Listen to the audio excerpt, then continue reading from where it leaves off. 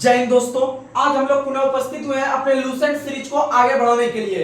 तो जिस तरह से आप सभी को फायदा हो रहा है हमारे वीडियो से या लूसेंट सीरीज से, या फिर आपको पता है कि हम लोग जो है कि आपका साइंस के अंतर्गत भी न्यूमेरिकल वगैरह जो है कि धीरे धीरे डालने का कोशिश कर रहे हैं। तो आप लोग जो है कि इस तरह से आप लोग याद करने का प्रयास कीजिएगा, जिससे कि आगे जितने भी एग्जाम आए उसमें आप आराम से क्वालिफाई कर सकते हैं। तो आप लोग लगातार बनकर रहिएगा। और आपको जो पता है कि ये जो लूसेंट सीरीज चल रहा है, इसमें आपको विभिन्न प्रकार का एक्स्ट्रा फैक्ट भी देखने के लिए मिल रहा है। तो आप लोग जिस तरह से अपना प्यार दे रहे हैं और जिस तरह से आप लोग आगे बढ़ने का प्रयास कर रहे हैं, तो आप लोग लगातार बनकर रहिएगा और आपको आराम से जो है कि सफलता एग्जाम में हो जाएगा। तो चलिए, आज का जो हम टॉपिक लेके जा रहे हैं लूसेंट सीरीज को, तो आप लोग आराम से 1-1.5 घंटा देखने का प्रयास कीजिएगा इस वीडियो को। और यह वीडियो बहुत ही जबरदस्त होने वाला है, क्योंकि इसके अंतर्गत हम लोग जैन धर्म को कवर करने वाले हैं। जैन धर्म के साथ साथ हम लोग बौद्ध धर्म को भी कवर करने वाले हैं। तो आप लोग लगातार बनकर रहिएगा, बहुत ही अच्छा कंटेंट मिलेगा।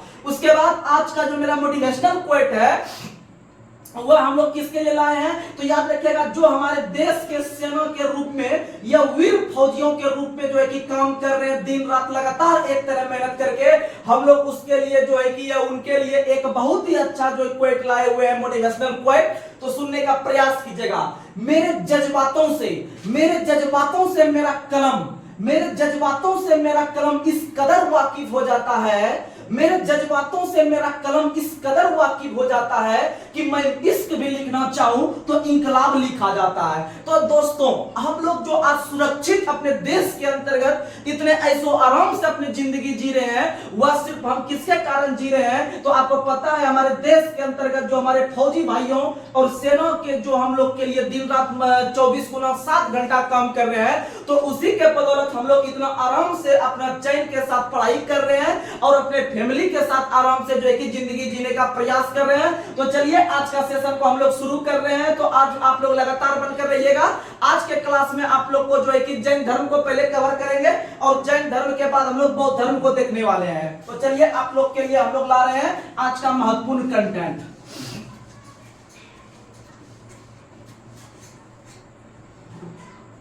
तो सुनिएगा, आज का पहला सवाल हम लोग आप लोगों के लिए रख रहे हैं। अधिक से अधिक जो है कि हम लोग अब बोलने का प्रयास करेंगे, साथ ही जो महत्वपूर्ण कंटेंट रहेगा हम लोग उसे देखने का प्रयास करेंगे।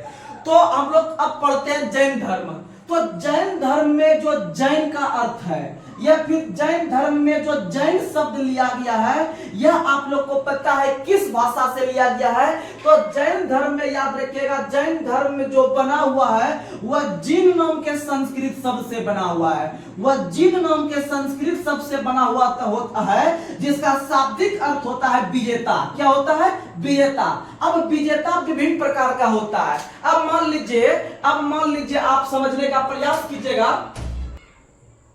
तो याद रखिएगा कि जैन धर्म में जो जैन शब्द का अर्थ होता है विजेता। क्या होता है? विजेता। अब विजेता विभिन्न प्रकार का होता है। जैसे आप मान लीजिए कि अगर आप मान लीजिए कि एक लड़की का नाम आप ले लीजिए, जैसे मान लीजिए मोनी नाम की लड़की है और एक सोनू नाम का लड़का है। यह क्या करता है, मान लीजिए सोनू जो है वह मोनी को जो है कि अपने कैप्चर में लेने का या अपना गर्लफ्रेंड या अपने जीवन साथी बनाने का प्रयास करता है। तो समझिएगा कि यह एक प्रकार से इसके साथ जबरदस्ती करके दोस्ती कर सकता है। या आप देखते होंगे कि जब कोई लड़का कोई लड़की के पीछे जाता है, तो वह जो है कि लड़की अगर नहीं भी चाह रहा है, फिर भी लड़का जबरदस्ती उसके पीछे पड़ा हुआ रहता है और जो है कि कुछ से कुछ जो है कि वह कॉमेंट करने का प्रयास करता है। लेकिन आपको पता है कि जबरदस्ती कुछ दिन करता है, फिर जो है कि यह लड़की मान जाती है। तो वह जो है कि समझता है सोनू कि हमने मोनी पर जीत हासिल कर दिया। वही एक प्रकार से सोनू मान लीजिए कि यह मोनी को जो कैप्चर करना चाहता है,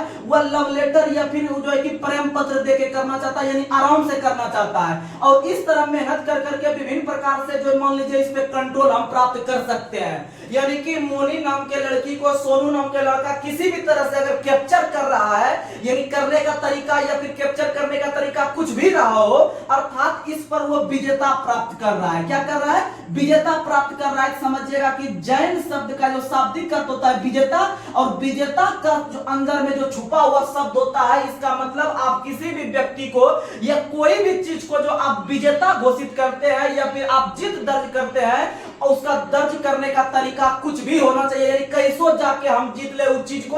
जैसे मान लीजिए पाकिस्तान है, पाकिस्तान पर इंडिया वाला हमला करके जीत सकता है, या फिर पाकिस्तान का जो अभी पीओके क्षेत्र है, पीओके क्षेत्र को जीतने के लिए इंडिया पाकिस्तान पर हमला करके पाकिस्तान को हरा के पीओके को कवर कर सकता है, या फिर इसको विलय पत्र के तहत कवर कर सकता है, या फिर यूएनओ में मामला देके यहाँ पर केस को सुलझा के इस पे कवर कर सकता है। लेकिन अगर जब कवर कर लेगा, इसका मतलब विजेता किसी भी माध्यम से अगर अपने आप को घोषित कर रहा है तो वही होता है जैन शब्द का शाब्दिक अर्थ। और जैन जो बना हुआ है वह जिन शब्द के जो बना हुआ है संस्कृत शब्द से, यानी जैन शब्द की उत्पत्ति संस्कृत भाषा के जिन शब्द से हुई है, जिसका शाब्दिक अर्थ होता है विजेता। क्या होता है? विजेता। आप लोग याद रखने का प्रयास कीजिएगा। और आप लोग को बता दे कि जैन अनुश्रुतियों के आधार पर, जैन अनुश्रुतियों के आधार पर जैन धर्म के कुल 24 तीर्थकर हुए हैं। कितने तीर्थकर हुए हैं? 24 तीर्थकर हुए हैं। और 24 तीर्थकर में से याद रखिएगा, 24 तीर्थकर में से 22 तीर्थकर जो है वह संदिग्ध स्थिति में है। किस स्थिति में है? संदिग्ध स्थिति में है, यानी इसका कोई अच्छा से प्रमाण नहीं मिला है। तो याद रखिएगा जैन धर्म में कुल 24 तीर्थकर हुए हैं, जिसमें से आपके 22 तीर्थकर का जो इतिहास रहा है वह संदिग्ध के रूप में रहा है। और याद रखिएगा ये 24 तीर्थकर में से जो पहला तीर्थकर हुए हैं वो कौन हुए हैं? तो याद रखिएगा वो ऋषभ देव हुए हैं। तो क्या नाम है इनका? ऋषभ देव हुए हैं। वहीं जैन धर्म के जो 22वें तीर्थकर, जैन धर्म के जो 22वें तीर्थकर आपके हुए हैं अरिस्टिनेमी। कौन हुए हैं? अरिस्टिनेमी हुए हैं। ये दोनों का चर्चा जो मिलता है वह मिलता है ऋग्वेद में। किसमें मिलता है? ऋग्वेद में मिलता है। याद रखिएगा, यानी कि जैन धर्म के कुल 24 तीर्थकर में से ऋषभ देव पहले थे और अरिस्टिनेमी 22वें थे। इन दोनों का चर्चा मिलता है किसमें? ऋग्वेद में। किसमें मिलता है? ऋग्वेद में मिलता है। आप याद रखने का प्रयास कीजिएगा। और ऋषभ देव को हम लोग आदिनाथ के नाम से भी जानते हैं। ऋषभ देव को हम लोग आदि नाम के नाम से भी जानते हैं। आप लोग याद रखने का प्रयास कीजिएगा। वहीं इस तरह से देखिएगा तो विभिन्न प्रकार के जैन धर्म के हुए हैं आपके तीर्थकर। तो आपको विभिन्न प्रकार का जैन धर्म का हम चर्चा कर देते हैं, कौन कौन से तीर्थकर हुए हैं, क्योंकि एग्जाम में क्वेश्चन आता है कि पहला कौन था, दूसरा कौन था। तो आपको महत्वपूर्ण हम लिख देते हैं, आप याद कर लीजिएगा।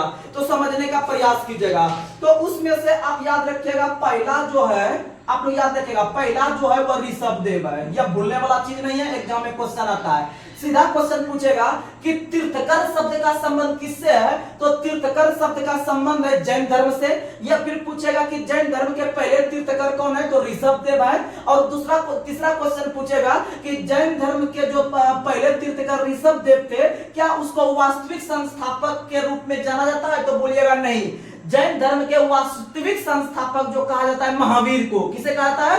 महावीर। इस तरह हम जब पढ़ेंगे तो आगे पढ़ते पढ़ते हम 24वां नंबर का पढ़ेंगे और 24वां नंबर के तीर्थकर को हम लोग महावीर के रूप में देखेंगे।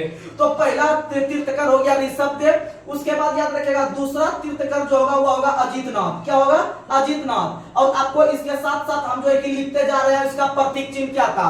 तो ऋषभ देव का प्रतीक चिन्ह था वृषभ। क्या था? वृषभ। वहीं अजितनाथ का जो प्रतीक चिन्ह था हाथी। अजितनाथ का क्या था? हाथी। उसके बाद ऋग्वेद के जो तीसरे तीर्थकर हुए हैं संभवनाथ। क्या हुआ है? संभवनाथ। और संभव है घोड़ा से। संभव किससे है? घोड़ा से, यानी कि संभवनाथ का प्रतीक चिन्ह घोड़ा। उसके बाद याद रखिएगा चौथा नंबर है अभिनंदन नाथ। अभिनंदन नाथ का है कपि। ये आपको याद नहीं रखना है। उसके बाद फिर 5वां नंबर है सुमित नाथ। 5वां नंबर है सुमित नाथ। 5वां नंबर है सुमित नाथ। इसका भी आपको नहीं याद रखना है। आपको 6ठा नंबर याद रखना है। आपका कौन है? तो पदम प्रभु। 6ठा नंबर है पदम प्रभु। 6ठा नंबर कौन है? पदम प्रभु। फिर 7वां नंबर है सुपार्श्वनाथ। सुपार्श्वनाथ। सुपार्श्वनाथ। आपको पता है पार्श्वनाथ अगर देखिएगा तो पार्श्वनाथ 22वें नंबर का है। पार्श्वनाथ अगर देखिएगा तो पार्श्वनाथ 22वें नंबर का है, लेकिन उसमें से सुपार्श्व लग जाएगा तो वह 7वें नंबर का है। वहीं अगर देखते हैं 8वां नंबर का, 8वां नंबर का है चंद्र प्रभु। कौन है? चंद्र प्रभु याद रखिएगा। वहीं आपको बता दें 9वां नंबर के कौन है? तो 9वां नंबर में है सुविधिनाथ। सुविधिनाथ। आप याद रखिएगा सुविधिनाथ को सुविधा याद रखिएगा। और आदमी को 9वां में जब जाता है, आदमी जब 9th क्लास में जाता है तो उसको सुविधा मिलने लगता है, यानी 9वां नंबर का है सुविधिनाथ। वहीं याद रखिएगा जो 10वां नंबर का कौन है? तो 10वां नंबर का है शीतलनाथ। 10वां नंबर का है शीतलनाथ। 10वां नंबर का कौन है? शीतलनाथ। वहीं अगर बात करते हैं 11वां नंबर का, तो 11वां नंबर का आता है श्रेयांश नाथ। 11वां नंबर का है श्रेयांश नाथ। वहीं अगर बात करते हैं 12वां नंबर का कौन है, तो 12वां नंबर का है आपका वसुपूज्य। वसुपूज्य 12वां नंबर का है वसुपूज्य। वहीं अगर हम बात करते हैं आपका 16वां नंबर का कौन है, तो 100 से 16 100 से शांतिनाथ। वहीं अगर बात करते हैं आपका 18वां नंबर का कौन है, तो अ से 18 अ से अरनाथ। अ से 18 अ से अरनाथ। फिर अगर बात करते हैं हम लोग 19वां नंबर का कौन है, तो 19वां नंबर का है मल्लिनीनाथ।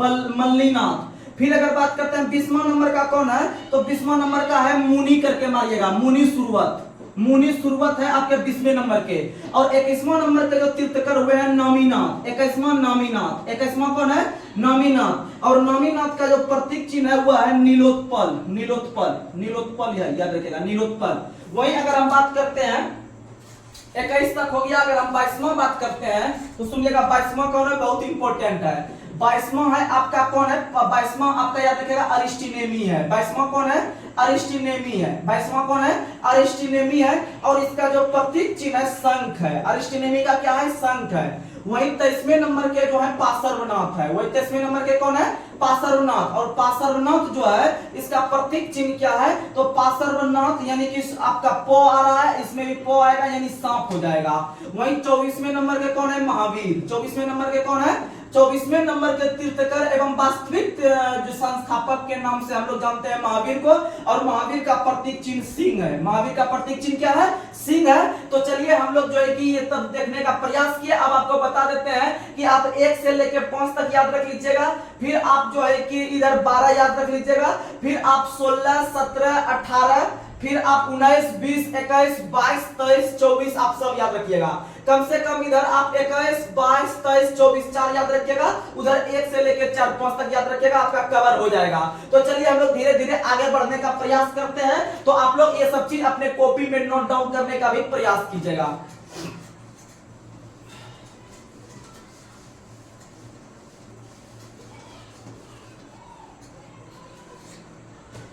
चलिए हम लोग आगे बढ़ते हैं। अगला कंटेंट आप लोग के बीच हम रख रहे हैं, धीरे धीरे समझने का प्रयास कीजिएगा।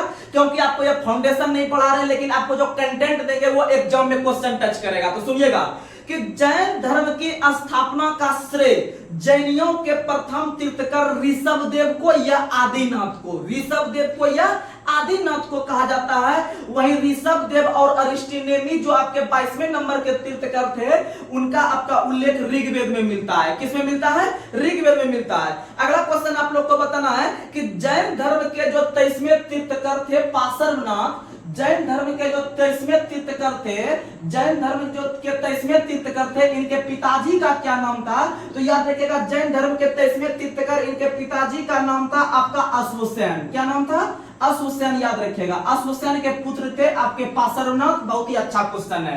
अश्वसेन के पुत्र थे कौन, तो पार्श्वनाथ। अगला क्वेश्चन आप लोग को बताना है कि भारत के अंदर में महावीर से 200-250 ईस्वी पूर्व माना जाता है कि ये आपके भारत के अंदर में विभिन्न प्रकार के जो है कि योजना बनाने का काम किए थे, या फिर इनका कार्यकाल था। तो सुनिएगा, महावीर से लगभग 250 ईसा पूर्व जो है कि यह पहले काम करने का प्रयास किए थे पार्श्वनाथ ने। लेकिन सबसे वास्तविक संस्थापक के रूप में महावीर को जानते हैं, और इसीलिए महावीर के बारे में अधिक क्वेश्चन एग्जाम में पूछा जाता है। तो आप लोग ध्यान से सुनने का प्रयास कीजिएगा। तो आप लोग को बता दे कि पार्श्वनाथ के अनुयायी को, यानी पार्श्वनाथ के अनुयायी को निर्ग्रंथ कहा जाता है। क्या कहा जाता है, निर्ग्रंथ कहा जाता है, यानी कि बंधनहीन कहा जाता है। बंधनहीन कहा जाता है। हम लोग आगे चर्चा करेंगे अच्छा से। तो समझिएगा कि निर्ग्रंथ का शाब्दिक अर्थ होता है बंधनहीन। निर्ग्रंथ का शाब्दिक अर्थ क्या होता है, बंधनहीन होता है। आप लोग याद रखिएगा। आगे बढ़ते हैं। अगला क्वेश्चन आप लोग को बताना है कि कौन से जैन तीर्थकर ने नारियों को अपने धर्म में प्रवेश दिया और जैन ग्रंथ में स्त्री संघ की अध्यक्षता पुष्चुला के द्वारा करवाया।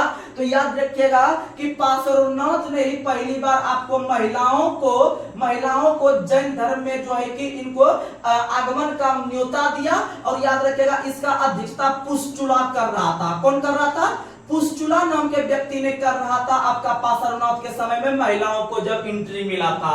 आगे बढ़ते हैं, आप लोग को बताना है कि भारत के अंदर में जो समेद की पहाड़ी है, भारत के अंदर में जो समेद की पहाड़ी है, भारत के अंदर में जो समेद की पहाड़ी है, यह झारखंड के गिरिडीह जिला में है। झारखंड के गिरिडीह जिला में समेद की पहाड़ियां सबसे पहले तो ये जैन धर्म को समर्पित है, लेकिन इसका संबंध यहाँ पर जो है वह कौन से जैन तीर्थकर से है, तो समझिएगा पार्श्वनाथ। क्या समझिएगा? पार्श्वनाथ। इसीलिए उसी के नाम पे आपको पता है कि झारखंड के अंदर में पारसनाथ की भी पहाड़ी है। झारखंड के अंदर में पारसनाथ की पहाड़ी यानी पार्श्वनाथ आपको समझना है, जो कि आपको पारसनाथ की पहाड़ी ज्योग्राफी के अंदर पढ़ते होंगे कि यह एक प्रकार का अवशिष्ट पर्वत है। कैसा पर्वत है? अवशिष्ट पर्वत है, और यह गिरिडीह जिला झारखंड में स्थित है। समेद की पहाड़ी बहुत ही इंपॉर्टेंट क्वेश्चन है, आप लोग याद रखने का प्रयास कीजिएगा। आगे बढ़ते हैं, अगला क्वेश्चन, क्योंकि यहाँ पर समेद पहाड़ी पर ही पार्श्वनाथ को निर्वाण का प्राप्ति हुआ था। पार्श्वनाथ को निर्माण की जो प्राप्ति हुआ था, पार्श्वनाथ को निर्माण की प्राप्ति समेद पर्वत पर गिरिडीह में हुआ था। इसीलिए यहाँ पर जैन धर्म के आदमी लोग घूमने के लिए जाते हैं पार्श्वनाथ, जहां पर इनको निर्माण की प्राप्ति यानी जहां पर इनको निधन हुआ था, जहां पर इनका क्या हुआ था? निधन हुआ था। यह हुआ समेद की पहाड़ी गिरिडीह में है। आगे बढ़ते हैं, अगला क्वेश्चन आप लोग को बताना है कि जैन धर्म के वास्तविक संस्थापक एवं अंतिम तीर्थकर के रूप में किसे जाना जाता है, तो याद रखिएगा महावीर स्वामी को। किसे जाना जाता है? महावीर स्वामी को जाना जाता है, आप लोग को बताना पड़ेगा। अगला क्वेश्चन, महावीर ने अपने जीवन काल में जो है कि एक आपका संघ का स्थापना किया जो कि गंधर्व कहलाते थे। क्या कहलाते थे? अच्छा क्वेश्चन है। जैन धर्म में आपके महावीर ने, जैन धर्म के अंतर्गत आपके महावीर ने एक गंधर्व का स्थापना किया, जो कि आपका 11 अनुयायियों का एक ग्रुप चलता था। 11 अनुयायी थे इसमें। तो सुनिएगा, तो आपसे क्वेश्चन पूछेगा कि आपको महावीर ने जो गंधर्व का स्थापना किया था उसमें कितने व्यक्ति को शामिल किया जाता था? 11। कितना व्यक्ति? 11। आपको कंटेंट टू कंटेंट लेके जा रहे हैं, आप लगातार बनकर रहिएगा, और जो भी सेट बनाइएगा जैन धर्म से आपसे क्वेश्चन बनेगा, बस इतना हम जानते हैं। चलिए हम लोग आगे बढ़ते हैं।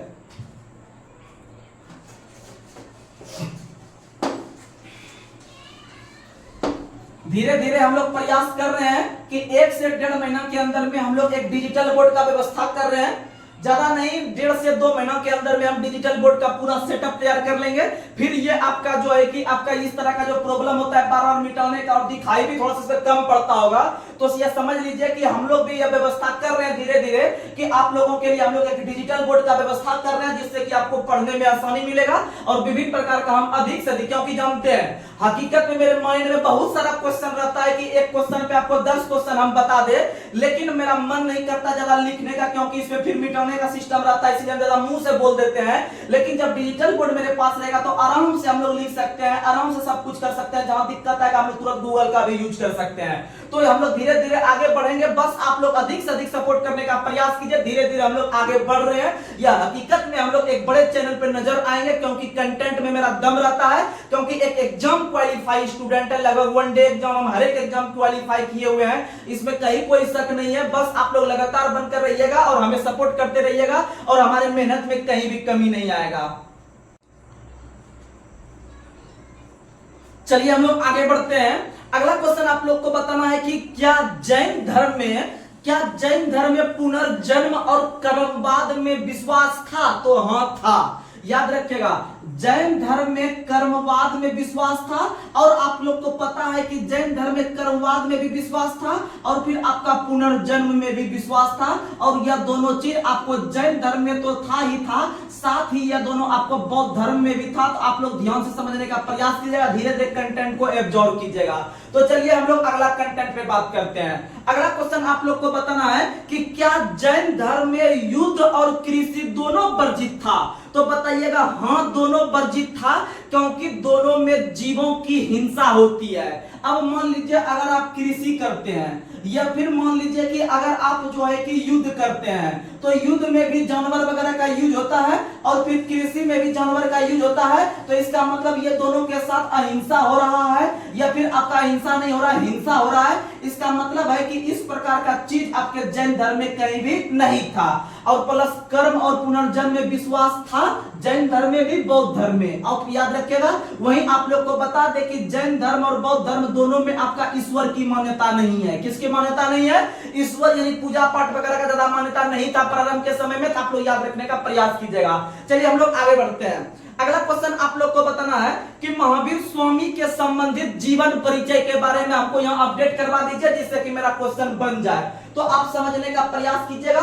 आपको हम महावीर से संबंधित जो उनका जीवन चरित्र था वो चीज हम आपको यहाँ पर समझाने का प्रयास करते हैं। तो सुनिएगा, आप लोग को बता दें महावीर के जीवन परिचय के बारे में। महावीर के जीवन परिचय के बारे में आप समझने का प्रयास कीजिएगा और आपको गारंटी देते हैं कि एक क्वेश्चन आपको जरूर फंस जाएगा यहाँ से। सुनिएगा, तो याद रखिएगा कि महावीर का जो जन्म हुआ है, महावीर का जन्म आपका हुआ है 599 ईसा पूर्व, या कोई बुक जो लिखता है वह लिखता है आपका 540 ईसा पूर्व। क्या लिखता है? 540 ईसा पूर्व। 540 ईसा पूर्व ज्यादा आपका जो है कि ऑथेंटिक चीज है, यानी कि ये ज्यादा आपका प्रमाणिक चीज है, इसीलिए आप इसको फॉलो कीजिएगा।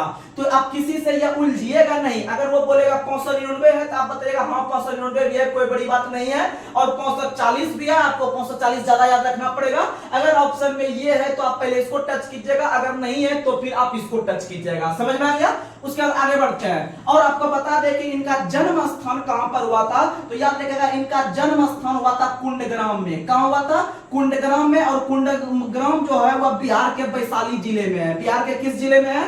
वैशाली जिले में है। और याद रखिएगा इनके पिता का क्या नाम था? तो इनके पिता का नाम था सिद्धार्थ। क्या नाम था? सिद्धार्थ। अब आप समझते होंगे कि गौतम बुद्ध का भी जो मूल नाम था, गौतम बुद्ध के जो बचपन का नाम था वह भी सिद्धार्थ था, लेकिन महावीर का, लेकिन याद रखिए ये सब हम पढ़ रहे हैं महावीर के बारे में। किसके बारे में पढ़ रहे हैं? महावीर, क्योंकि जैन धर्म के वास्तविक संस्थापक के रूप में महावीर को याद करते हैं। तो महावीर के पिता का नाम सिद्धार्थ था। महावीर के पिता का क्या नाम था? सिद्धार्थ था। और याद रखिएगा ये ज्ञात्रिक कुल के थे। किस कुल के थे? ज्ञात्रिक कुल के थे। याद रखने का प्रयास कीजिएगा। और आपको पता है कि ये आपका जैन धर्म जो है ये ज्ञात्रिक कुल से है, और आपके जो बौद्ध धर्म के उनके पिता थे वो साक्यगण के मुखिया थे। किस गण के मुखिया थे? साक्यगण के मुखिया थे। आगे बढ़ते हैं। अब याद रखिएगा इनके जो है कि आपका माता का क्या नाम था? इनके माता का नाम था त्रिशला। क्या नाम था? त्रिशला।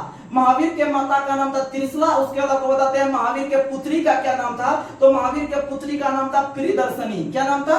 प्रियदर्शनी। ऐसे पूरा नाम है इसका अनुजा प्रियदर्शनी, लेकिन आप याद रखेगा प्रियदर्शनी। फिर याद रखेगा इनके दामाद का क्या नाम था? तो इनके दामाद का नाम था जमाली। क्या नाम था? जमाली। आपको एक जगह सब कंटेंट मिल रहा है, अच्छा से कवर कीजिएगा। उसके बाद बात करते हैं ये गृह त्याग कब किए थे।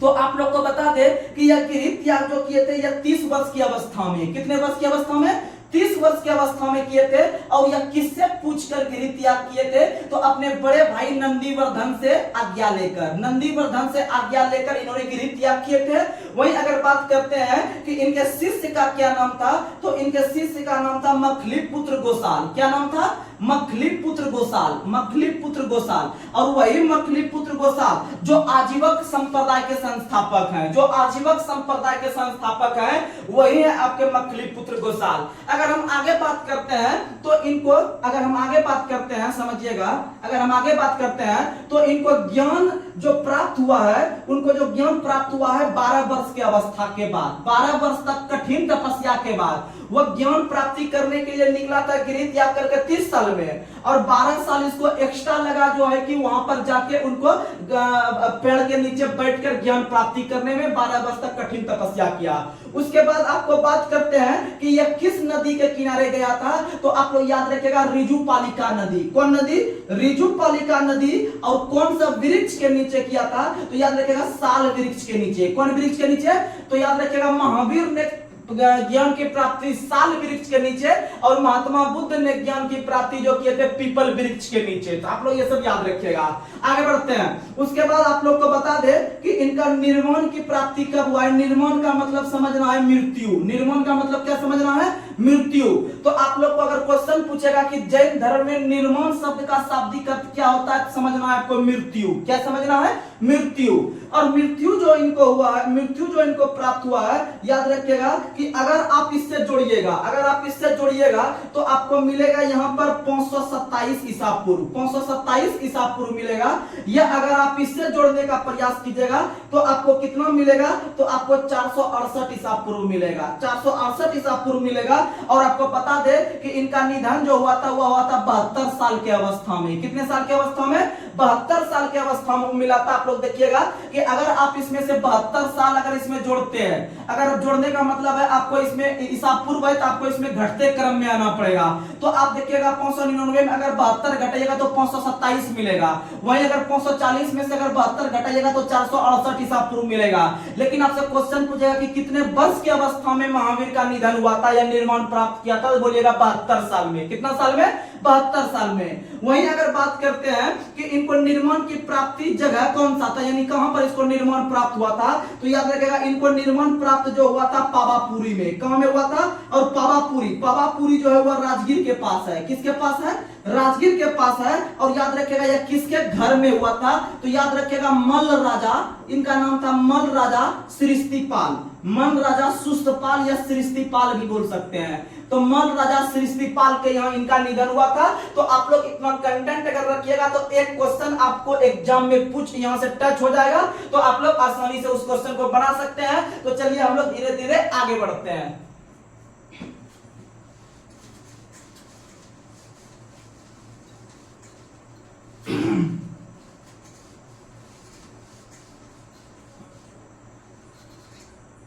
आगे देखिएगा, आगे आप लोग को बता दे कि जैन धर्म से संबंधित एक शब्द है। जितना भी हम बात कर रहे हैं सब जैन धर्म के बारे में बात कर रहे हैं। जैन धर्म से संबंधित एक शब्द का चर्चा करते हैं, अनुव्रत शब्द। तो सुनिएगा, अनुव्रत या इसी को दूसरा में कहते हैं पंच महाव्रत, पंच महाव्रत। तो सुनिएगा, अनुव्रत शब्द या पंच महाव्रत शब्द का संबंध जैन धर्म से है। अगर आप इतना वो डिटेल से पढ़ते हैं तो आप अगर हेडिंग भी याद रखते हैं तो क्वेश्चन आपका वन डे एग्जाम में यहीं से फंस जाएगा। सीधा क्वेश्चन पूछेगा अनुव्रत शब्द का संबंध किस धर्म से है, तो अनुव्रत शब्द का संबंध जैन धर्म से है। ये यहीं से अगर आप याद रखिएगा कि अनुव्रत को पंच महाव्रत भी कहते हैं, तो आपसे यह क्वेश्चन बन जाएगा कि अनुव्रत में कितने प्रकार के महाव्रत है, तो 5 प्रकार के। कितने प्रकार के? 5 प्रकार के। तो 5 प्रकार के महाव्रत में से आप लोग याद रखिएगा, एक आपका अहिंसा है। एक आपका कौन सा है? अहिंसा है। दूसरा याद रखिएगा सत्य है। उसके बाद तीसरा आप याद रखिएगा अपरिग्रह है, अपरिग्रह है। वहीं उसके बाद याद रखिएगा अगला कौन है? अस्तेय है, अस्तेय। उसके बाद जो अगला है वह कौन सा है? ब्रह्मचर्य है। वह कौन सा है? ब्रह्मचर्य है। तो आखिर ये सब का मतलब क्या होता है समझने का प्रयास कीजिएगा। तो अहिंसा का मतलब होता है कि जीवन में आप हिंसा नहीं कीजिए, जीवन में आप हिंसा नहीं कीजिए। वहीं सत्य का मतलब होता है कि सदा सत्य बोलिए, सदा क्या बोलिए? सत्य बोलिए। वहीं पर अगर हम बात करते हैं अपरिग्रह का मतलब क्या होता है, तो संपत्ति इकट्ठा ना करना, संपत्ति इकट्ठा ना करना, संपत्ति इकट्ठा न करना, यह अपरिग्रह का शब्द का तात्पर्य होता है। वहीं अस्तेय शब्द का शाब्दिक अर्थ होता है चोरी ना करना। क्या ना करना? चोरी ना करना।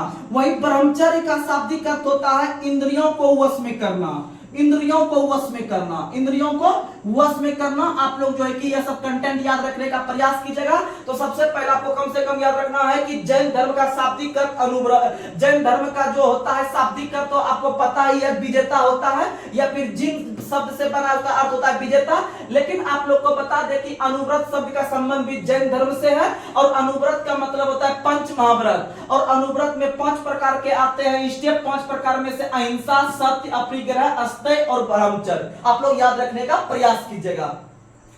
तो आप लोग को बता दे कि अभी जो हम जैन धर्म के अनुव्रत शब्द देखे या पंच महाव्रत शब्द देखे, पंच का मतलब होता है 5। 5 में हम लोग 5 का 5 देख लिए हम लोग क्या क्या होता है अनुव्रत के अंतर्गत 5 स्टेप। लेकिन आपको और थोड़ा गहराई में लेने का प्रयास करते हैं तो याद रखिएगा कि अनुव्रत शब्द में जो 5 स्टेप है, 5 स्टेप में से जो पहला 4 स्टेप है, इसको जो देने का काम किए हैं वो किसने किए हैं, तो याद रखिएगा वो पार्श्वनाथ ने किए हैं। कौन किए हैं? पार्श्वनाथ ने किए हैं। वही जो 5वां नंबर का जो अनुव्रत है आपका ब्रह्मचर्य, यह जोड़ने का काम किया है महावीर ने। किसने जोड़ने का काम किया है? महावीर ने किया है। आप लोग याद रखने का प्रयास कीजिएगा। तो चलिए हम लोग धीरे धीरे आगे बढ़ते हैं। तो अगला स्टेप आप लोग को बताते हैं कि जैन धर्म के अंतर्गत एक प्रथा बहुत फेमस था। जैसे आप लोग को पता है प्राचीन समय से ही भारत में आपका सती प्रथा या फिर आपका दास प्रथा, तो इस प्रकार के प्रथा में से जैन धर्म के अंतर्गत एक प्रथा बहुत फेमस था जिसका नाम है संथारा। संथारा प्रथा। कौन सा प्रथा?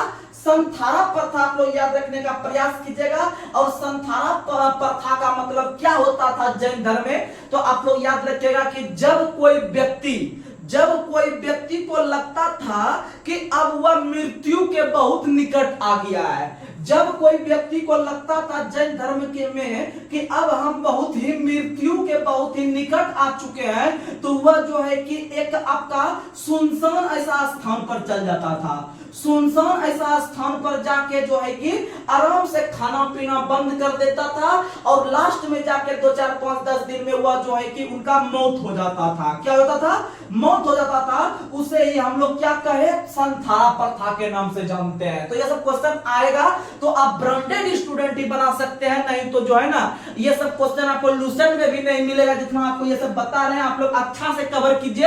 आपको मौका है, अभी भीड़ से बाहर निकलने का मौका है। आप जहां पर बड़े बड़े कोचिंग में जाके आप पैसा देकर इस तरह का कंटेंट आपको नहीं मिलेगा, लेकिन आप थोड़ा सा अगर विश्वास अगर आपके अंदर में कोई चीज होगा, अगर आप विश्वास किसी इंसान पे करने का क्षमता रखते होंगे तो मेरे ऊपर आप विश्वास रखिए, आपको एग्जाम में क्वेश्चन आएगा।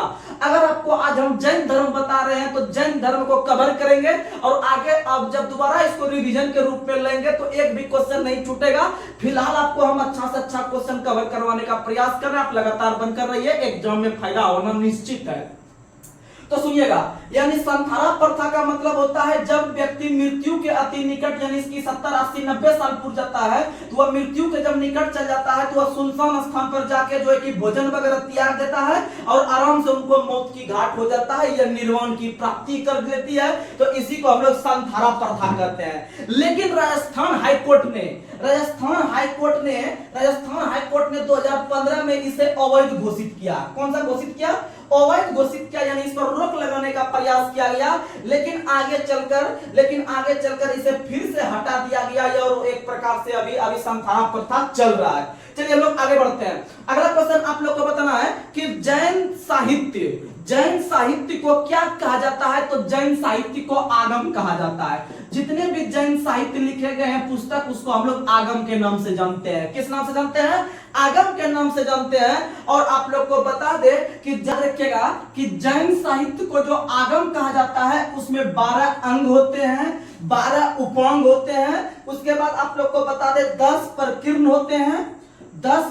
होते हैं और फिर याद रखिएगा कि 6 को इसमें छेद सूत्र होते हैं। 6 को क्या होते हैं? 6 सूत्र होते हैं। वही 4 मूल सूत्र होते हैं। 4 क्या होते हैं? मूल सूत्र होते हैं। आप लोग ये सब याद रखने का प्रयास कीजिएगा। लेकिन जैन साहित्य को आगम कहा जाता है, आपको ये तो याद रखना ही पड़ेगा। चलिए हम लोग आगे बढ़ते हैं। तो आज के बाद आप किसी को बता सकते हैं कि संथारा प्रथा क्या होता है? तो संथारा प्रथा का संबंध जैन धर्म से है। किस धर्म से है? जैन धर्म से है। आप लोग याद रखने का प्रयास कीजिएगा। चलिए हम लोग आगे बढ़ते हैं। और लूसेंट वगैरह में जो क्वेश्चन है आपको रटवा देंगे, आप टेंशन नहीं लीजिए। आप आराम से, आपको एग्जाम में बिहार एसएससी हो, बिहार दरोगा हो, उस लेवल का भी आपको हम बता देंगे, क्योंकि ये उससे भी हाई लेवल का क्वेश्चन आप लोग को बता रहे हैं। आप थोड़ा सा अगर यहाँ पर धैर्य रखिएगा तो आगे बहुत निकलिएगा, ये समझ लीजिए। आगे बढ़ते हैं। अगला क्वेश्चन आप लोग को बताते हैं कि जैन धर्म ने जो अपना शिक्षा दिया वह याद रखिएगा प्राकृतिक भाषा में। किस भाषा में? प्राकृतिक भाषा। सुनिएगा, एक होता है प्राकृतिक भाषा, एक होता है पाली भाषा। तो याद रखिएगा पाली में जो दिए हैं वह आपका गौतम बुद्ध ने दिए हैं, वहीं पर आपका प्राकृतिक भाषा में जो दिया है वह महावीर ने दिया है। तो महावीर देखिए थोड़ा सा बड़ा है, आपका अक्षर में 4 अक्षर का, इसीलिए प्राकृतिक इसके तुलना में थोड़ा बड़ा है, इसीलिए इसके साथ ये सटा देंगे। और बुद्ध थोड़ा सा छोटा है इसके तुलना में, इसलिए इसमें थोड़ा सा छोटा सटा देंगे। यानी बुद्ध ने दिया है पाली भाषा में और महावीर ने दिया है प्राकृत भाषा में। समझ में आ गया? आगे बढ़ते हैं। अगला क्वेश्चन आप लोग को बताना है कि भद्रबाहु ने कौन से पुस्तक का रचना किया है जिसमें तीर्थकारों का जीवन चरित्र लिखा गया है? तो याद रखिएगा भद्रबाहु ने आपका कल्पसूत्र पुस्तक लिखा है। कौन सा पुस्तक? कल्पसूत्र पुस्तक लिखा है, आप लोग याद रखने का प्रयास कीजिएगा। चलिए हम लोग आगे बढ़ते हैं। अगला क्वेश्चन आप लोग को बताना है कि जैन धर्म में पापों की कल्पना जो की गई है, कितने पाप? तो जैन धर्म में पाप की संख्या 18 है। जैन धर्म में पाप की संख्या कितना है? 18 है। तो आप लोग इतना नहीं समझिए कि 18 पाप कौन कौन है, वो थोड़ा सा डिटेल में हो जाएगा, लेकिन आप समझिए पाप की संख्या कितना है? 18। और आपको अनुव्रत की संख्या 5, अनुव्रत की संख्या 5। और संतारा प्रथा के अंतर्गत का संबंध किससे है? जैन धर्म से। किससे है? जैन धर्म से है। आप लोग याद रखने का प्रयास कीजिएगा। चलिए हम लोग आगे बढ़ते हैं। अगला क्वेश्चन आप लोग को बताना है कि गंग वंश के किस राजा ने 974 ईस्वी में बाहुबली की जैन मंदिर या फिर गोमतेश्वर की मूर्ति का निर्माण सरमनबेलगोला कर्नाटक में करवाया? तो याद रखिएगा उस गंग वंश के शासक का नाम था चामुंडराय। क्या नाम था? चामुंडराय। चामुंडराय ने ही 974 ईस्वी में, चामुंडराय ने ही 974 ईस्वी में आपके गोमतेश्वर की मूर्ति का निर्माण करवाया। और गोमतेश्वर की मूर्ति कर्नाटक में है। कहां में है? कर्नाटक में है। यानी सबसे बड़ी मूर्ति जो है वो आपका गोमतेश्वर की मूर्ति है, जो कि कर्नाटक में है। याद रखने का प्रयास कीजिएगा। आगे बढ़ते हैं। जैन संगति कितने प्रकार के हुए हैं? तो जैन संगति 2 प्रकार के हुए हैं, यानी कि प्रथम जैन संगति और द्वितीय जैन संगति। प्रथम जैन संगति जो हुआ था वह कहां पर हुआ था? तो प्रथम जैन संगति पाटलिपुत्र में हुआ था। कहां में हुआ था? पाटलिपुत्र में। और द्वितीय जैन संगति जो हुआ था वह वल्लभी गुजरात में हुआ था। वल्लभी कहां में पड़ता है? गुजरात में पड़ता है। और पाटलिपुत्र बिहार में पड़ता है। पाटलिपुत्र कहां पड़ता है? बिहार में। और प्रथम जैन संगति के जो अध्यक्ष थे, प्रथम जैन संगति के जो अध्यक्ष थे वह कौन थे? स्थूलभद्र। स्थूलभद्र, स्थूलभद्र थे। और याद रखिएगा ये जो आपका द्वितीय का जो अध्यक्ष था वह कौन था? तो वह था क्षमा श्रवण। वह कौन था? क्षमा श्रवण। याद रखने का प्रयास कीजिएगा तो आप लोग इससे क्वेश्चन बन जाएगा। तो प्रथम आपको हम बताए थे बौद्ध धर्म के बारे में, पहले एक क्वेश्चन बताए थे कहां कहां पर हुआ था। तो आपको बताए थे रौपक, रौपक यानी राजगीर, फिर आपको बताए थे वैशाली, फिर पाटलिपुत्र, फिर कुंडलवन। उसी तरह से आपको याद रखेगा जैन संगति जो हुआ है वह 2 हुआ है। पौब याद रखेगा, पौब यानी पहला पाटलिपुत्र में, दूसरा वल्लभी गुजरात में। पौब यानी तो उल्टा पुल्टा हो जाएगा आपसे। पौब याद रखिएगा, समझ में आ जाएगा। आगे बढ़ते हैं। अगला क्वेश्चन आप लोग को बताना है, आप लोग को बताना है कि अगला क्वेश्चन आपको बौद्ध धर्म के बारे में लेके चलते हैं। तो उससे पहले आपको विभिन्न प्रकार का क्वेश्चन आप लोग के बीच हम रख रहे हैं, आप लोग ध्यान से समझने का प्रयास कीजिएगा।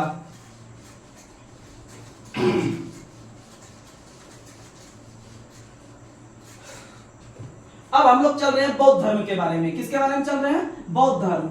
और बौद्ध धर्म का नाम जैसे लिए तो बौद्ध धर्म के जो संस्थापक हैं तो आप लोग को पता है वह गौतम बुद्ध है। वह कौन है? बौद्ध धर्म का संस्थापक कौन है? गौतम बुद्ध है। और याद रखिएगा गौतम बुद्ध में या बौद्ध का जो शाब्दिक अर्थ होता है वह ज्ञान होता है। बौद्ध का शाब्दिक अर्थ क्या होता है? बौद्ध ज्ञान होता है या प्रकाशमान होता है, या फिर क्या होता है? प्रकाशमान होता है। यानी बौद्ध धर्म में बौद्ध का शाब्दिक अर्थ ज्ञान होता है या प्रकाशमान होता है। और जैन धर्म में जिन का शाब्दिक अर्थ विजेता होता है। वो क्या होता है? विजेता। तो आप लोग ये सब याद रखने का प्रयास कीजिएगा।